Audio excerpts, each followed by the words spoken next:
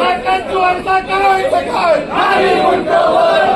जिंदाबाद जिंदाबाद संविधान जिंदाबाद जिंदाबाद जिंदाबाद संविधान जिंदाबाद या दिवाळीचं करायचं काय?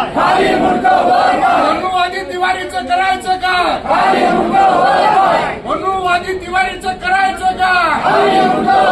माननीय सर्वोच्च न्यायालयाचे न्यायाधीश आदरणीय भूषणजी गवई यांच्यावर जो काही ठरवून जाणीवपूर्वक द्वेषाच्या भावनेतून हल्ला करण्याचा प्रयत्न ज्या व्यक्तीने केला आहे तो म्हणजे राकेश किशोर तिवारी, या वकिलाची सनद कायमची रद्द केली पाहिजे आणि त्याला राष्ट्रीय सुरक्षा कायद्याच्या अंतर्गत देशद्रोहाच्याच गुन्ह्याखाली अटक झाली पाहिजे।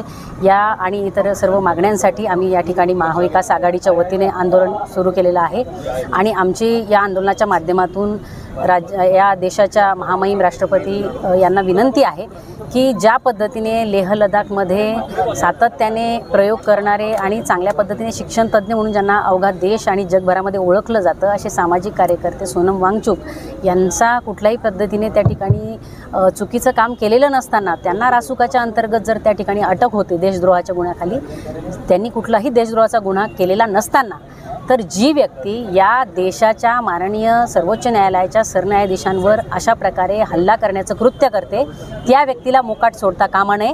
त्यांना रासुकाच्या अंतर्गत तातडीने अटक झाली पाहिजे।